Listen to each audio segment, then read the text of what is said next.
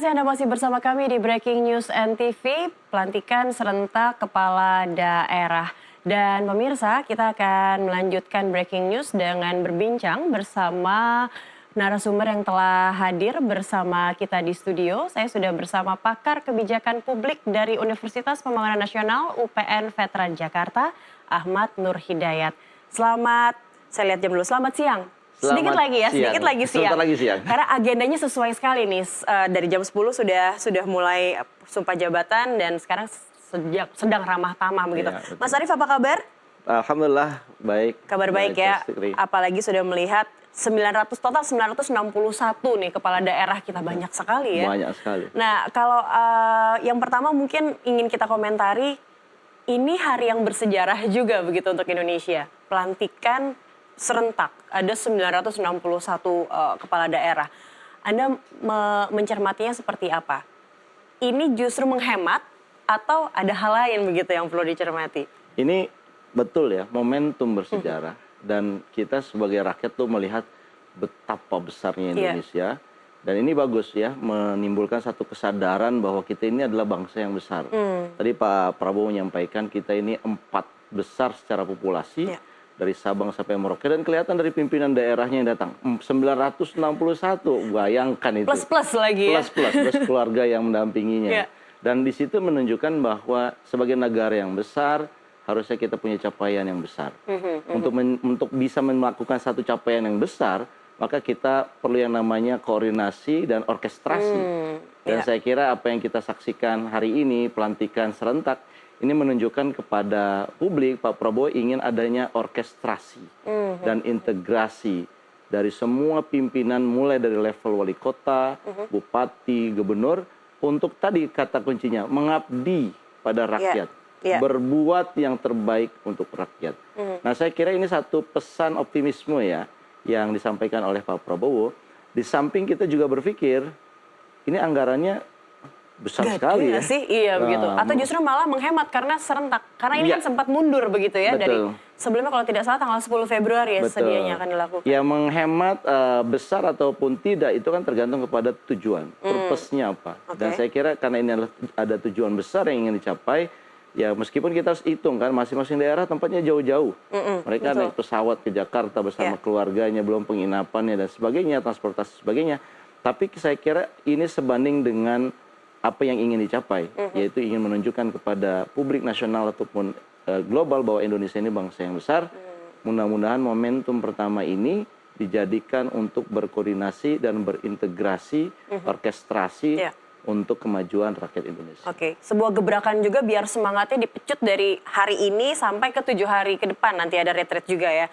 Nah, kalau menyoroti soal efisiensi anggaran Mas Arief, kemarin Mas Ahmad, maaf, yang kemarin saja baru disampaikan begitu oleh Presiden langsung soal efisiensi anggaran. Namun ini nampaknya mungkin masyarakat malah melihat ini memang tidak buang-buang anggaran nih seperti ini, seremonial seperti ini. Nah, apa begitu ya? Sebenarnya kita punya 2 isu ya dalam pelantikan ini. Yang pertama adalah otonomi daerah versus sentralisasi pemerintahan.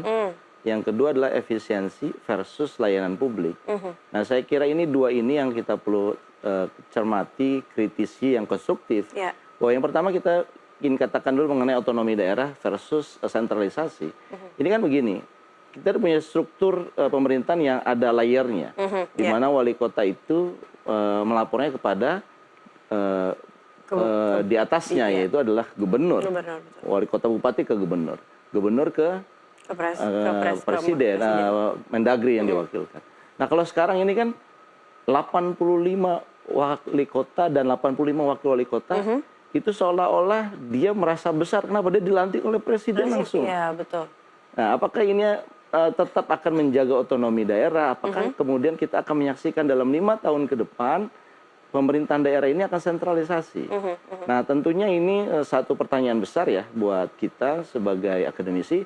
Karena kita sudah sejak 98 sudah yakin bahwa otonomi daerah yang terbaik buat pengembangan ekonomi daerah masing-masing. Karena kita melihat daerah itu unik. Tapi kalau sentralisasi kan ujung-ujungnya adalah, ya Mbak Cakri, itu adalah kan semua program tidak harus sinkron dengan program-program besar pemerintah. Ya.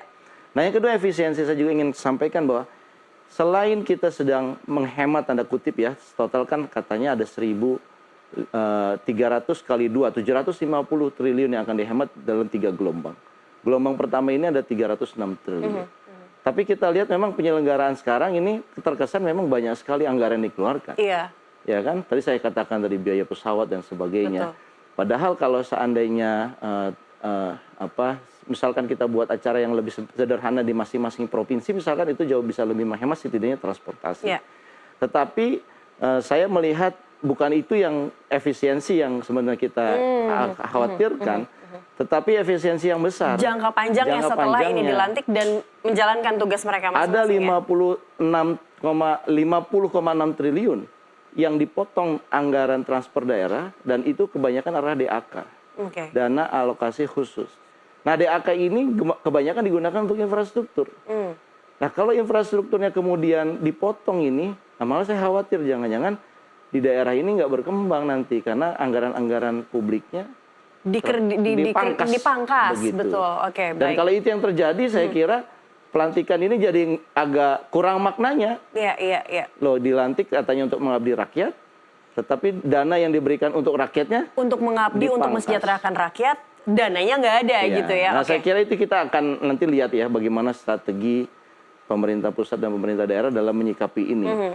Kita tidak mau tentunya pemangkasan ini merusak layanan publik yang sudah ada. Ya, apalagi daerah yang kita tahu Jakarta saja banyak yang berteriak begitu ya, semuanya dipangkas, jadinya mau kabur aja gitu. Nah, bagaimana di daerah yang belum sama rata juga begitu kan kebutuhannya dan pemenuhannya. Baik, kalau Anda sendiri melihat Mas Ahmad, mungkin dari tadi sudah sedikit menyoroti ya, ini gubernur yang ini, wali kota ini mungkin ada yang dikenal juga familiar wajahnya begitu. Siapa mungkin yang disorot, yang paling bisa disoroti, yang ini tentunya kaitannya dengan kinerjanya nanti dan permasalahan-permasalahan daerahnya juga lah begitu. Tentunya tadi ada Mas Pramono dan ya Mas Rano ya. Bang Dul. Itu ya buat kota kita sendiri kota gitu ya. Jakarta dan itu kan APBD-nya terbesar se-Indonesia ya, lebih dari 80 triliun.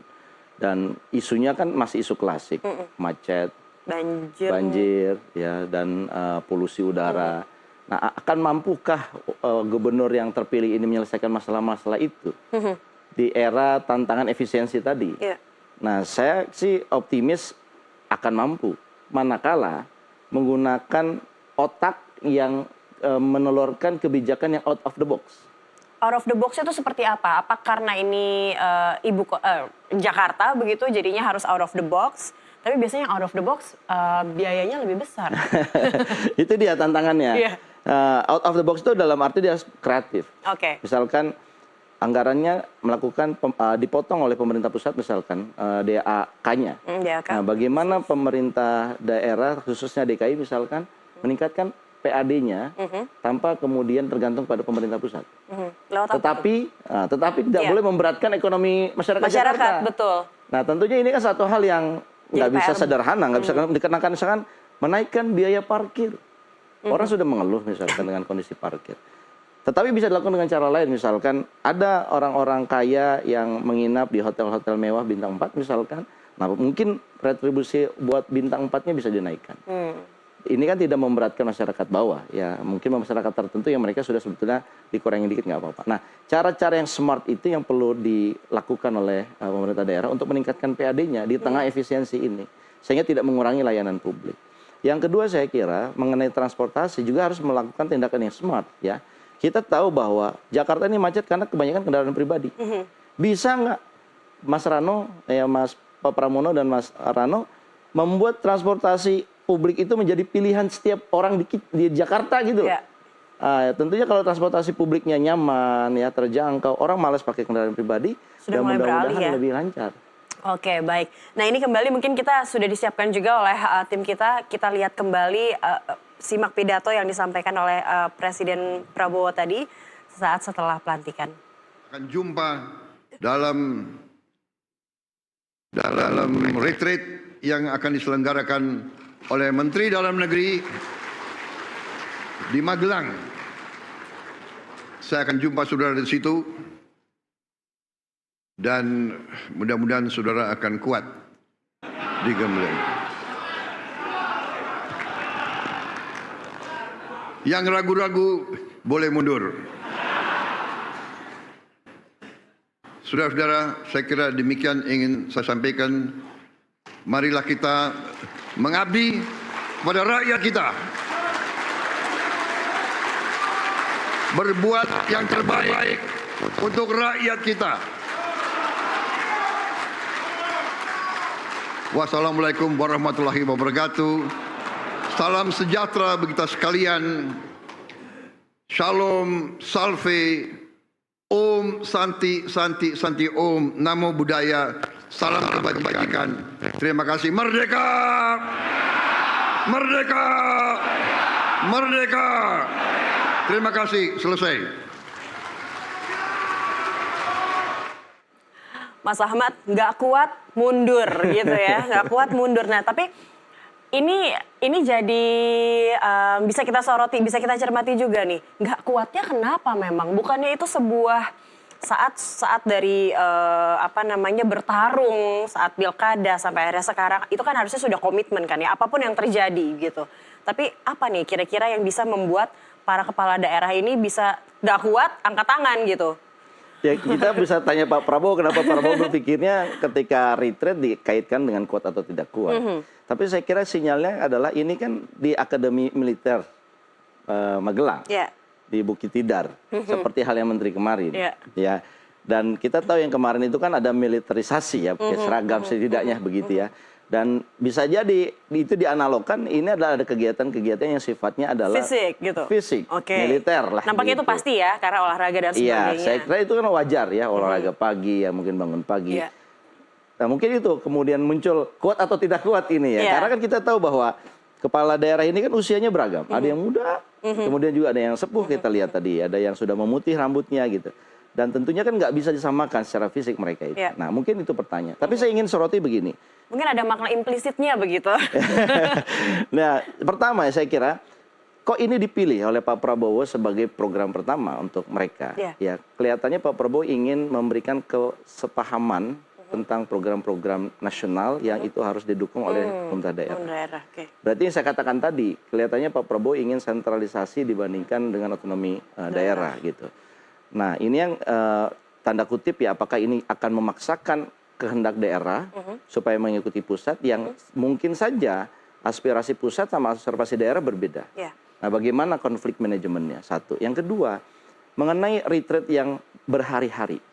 Saya kira kita perlu mensoroti, perlu mengkritisi, kok retreat ini sampai 7 hari? Pemerintah katakan, oh enggak, ini sudah sangat hemat, sebelumnya 14 hari desainnya. Lah, kita bilang 7 hari ini, apakah enggak kemudian kita bisa percepat, katakanlah 3 hari? Iya, umumnya begitu ya? Iya, kenapa harus 7 hari? Yang kedua, bagaimana formatnya? Apakah seperti para menteri kemarin, yang menurut kita, kok kesannya kayak glamour camping, glamping. Di tengah kita efisiensi gitu ya, mereka tinggal di tenda, tapi tendanya wah, AC dan sebagainya. Baru lewat 100 hari sudah reshuffle nih kemarin. Apalagi kita tahu udah 100 hari dan ternyata perjalanan 100 hari itu pun banyak sekali kita lihat ketidaksinkronan keinginan pemerintah dengan apa yang dilakukan oleh sang menteri. Sebutlah LPG 3 kg, PPN 12%, pagar laut. Itu kan beda sekali. Sehingga kemudian Pak Presiden kemarin terkesan seperti pemadam kebakaran. Ketika masyarakat protes kemudian ngambil sikap dengan mengeluarkan yang namanya dekret atau bukan dekret tapi instruksi lah Presiden yang menganulir keputusan menteri sebelumnya. Lah, ini saja sudah retreat tanda kutip ya, kinerja atau keberhasilannya kita bisa katakan problematik gitu. Nah, apalagi kita melakukan hal yang sama, apakah ini bisa menjamin hal yang sama begitu, bahwa kenapa tidak ada formula yang lain ya? Pemerintah daerah ini akan tanda kutip ya sinkron dengan pemerintah nasional. Nah, itu tentunya sudah anggarannya banyak, 7 hari, tingkat keberhasilannya pun masih kita pertanyakan. Nah, tentunya kita mudah-mudahan ya Mbak Cakri ya, kita nggak dipertontonkan oleh para pejabat-pejabat di Bukit Tidar itu dengan gaya hidup yang bermewah-mewahan, apalagi disertai dengan kesannya betul-betul glamping. Itu akan menambah sakit hati kali ya publik melihat situasi saat ini. Karena momentumnya yang saat ini ya, yang baru banyak hal yang membuat sakit hati masyarakat. UKT akan naik kabarnya, KRL akan naik, BBM akan naik, LPG juga akan dikit. Ini kita lagi mau berhemat, tetapi kok kita melihat glamping. Nah, saya kira ini yang perlu diingatkan. Kalau misalkan ini betul untuk negara, tunjukkan kepada publik untuk negara. Baik, Mas Ahmad, kalau Anda sendiri bisa melihat, apakah sudah bisa memprediksi ada daerah-daerah yang kira-kira akan sulit nih sinergitasnya dengan pusat. Mungkin tidak hanya dari kepala daerahnya, tapi memang kondisi daerahnya mungkin yang tidak bisa comply gitu ya, yang tidak bisa sinkron dengan pusat. Ya, saya kira begini, ada daerah-daerah yang, misalkan Pak Prabowo kan selalu mengatakan swasembada pangan. Sementara di daerah tertentu ya, mungkin isu swasembada pangan tidak begitu penting dibandingkan isu mengatasi bencana alam, karena daerahnya rawan bencana. Nah, tentunya kalau misalkan daerah-daerah yang sebetulnya rawan bencana, kan nggak mungkin misalkan ini APBD Anda harus sekian persen untuk menangani swasembada pangan. Kan di daerahnya lebih membutuhkan kebencanaan. Baik.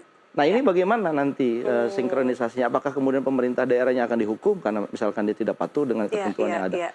Nah, itu mungkin saja akan terjadi konflik seperti itu ya. Karena kita tahu Indonesia ini luas. Tidak hanya satu jenis seperti di perkotaan begitu ya, datar, ada yang pegunungan, ada sering gempa, sering longsor, sering angin puting beliung dan sebagainya. Itu kan nggak bisa disamakan. Sehingga ketika nanti dilakukan keseragaman mengenai misalkan porsi tertentu yang harus dibelanjakan oleh pemerintah, katakanlah swasembada pangan, apalagi misalkan infrastruktur, kalaupun ada, belum tentu sesuai dengan aspirasi daerah. Ya, belum tentu dengan keadaan daerah. Daerah. Makanya ini yang kemudian potensi konflik itu ada, dan ini harus disikapi dengan bijak. Kita tetap undang-undang sejak reformasi, kita mengedepankan yang namanya otonomi daerah. Yang paling tahu mengenai pembangunan di daerah adalah masyarakat di daerah.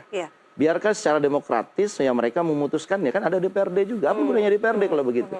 Nah, ini yang kemudian saya kira kita perlu ya mendorong, sinkronisasi perlu, orkestrasi perlu ya. Terutama sifatnya adalah penegakan hukum menurut saya. Korupsinya harus seragam nih. Nggak boleh ada tindakan korupsi menggunakan APBD ataupun anggaran-anggaran publik untuk dikorupsi. Itu harus tegas secara nasional. Tetapi yang sifatnya diperuntukkan untuk apa? Biarkan juga daerah diberikan kesempatan untuk memilih yang terbaik. Mungkin fleksibilitas juga perlu juga didengar juga begitu ya. Dan kita akan bahas soal APBD-nya akan seperti apa nih biar sinkron semuanya antara pusat dan daerah. Kita bahas di segmen berikutnya. Pemirsa tetaplah bersama kami di Breaking News NTV.